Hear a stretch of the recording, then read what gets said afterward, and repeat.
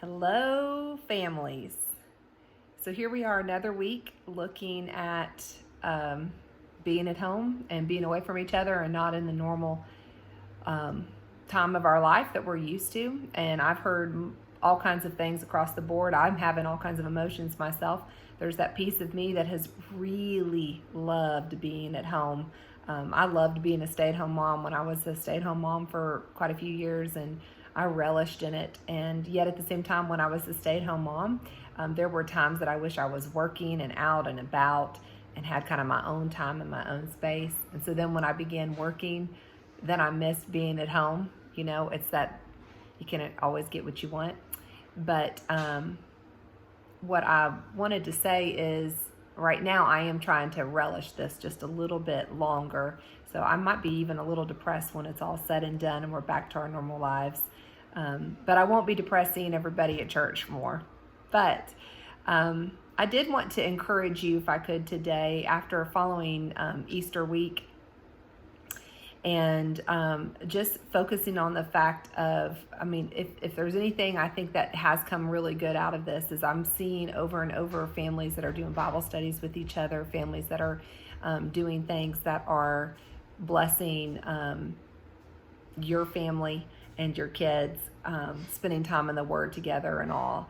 And so what I want to encourage you to think almost like you're in Acts 2, and that you guys are having your own Acts 2 church in your home, and take it like that. And so I wanted to read just a little bit from Acts 2 to you guys. This is Acts 2, starting in verse 42. Now, if you read the whole scripture of Acts 2, man, it's powerful to listen to Peter and his words. And he is intense and strong on what he's saying, and it's powerful. It's invigorating. So here we go.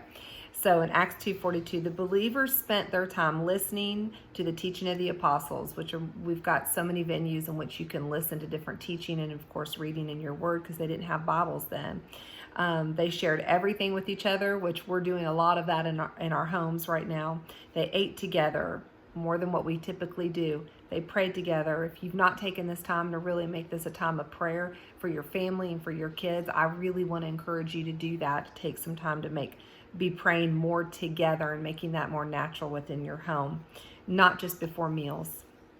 Many wonders and miraculous signs were happening through the apostles, and everyone felt great respect for God. And I do think we've seen a lot of miracles, and I know that you can probably sit and think through things that you've seen God do within your life, and to experience that too. But I like that last line that said, and everyone felt great respect for God.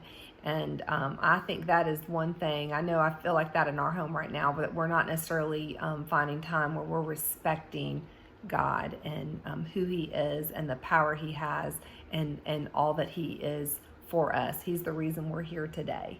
And be more reverent about him and taking that seriously. So I just wanted to encourage you guys to say, hey, you've got your own discipleship group. I say that all the time within your home, but take this time and think about it like you're like the Acts Church right now in your home with your kids, and make this a sweet time, but a serious time where you can say, okay, there's some things we're going to change up a little bit. We're going to pray more together. We're going to be in the Word and learn more together. When I put on my emails about having praise parties on YouTube and whatnot, I mean it. Like, do something out of the box that your family wouldn't typically do, and let your kids experience that. I think you'll be surprised how much they really enjoy being in the Word, learning about him. They hunger for it. So do it, and I think you'll be so blessed for it. Okay, I'm attaching an email in another video about just another way that I do some prayer time. I put something on social media last week about the way I do some of my prayer time. It's just ideas. It's not because I've got it figured out. There's just ideas. But I've got another one I'm going to share this week, but I'm going to attach it within this email. So anyway, I hope you enjoy. Love you, miss you, and hope you all have a wonderful week.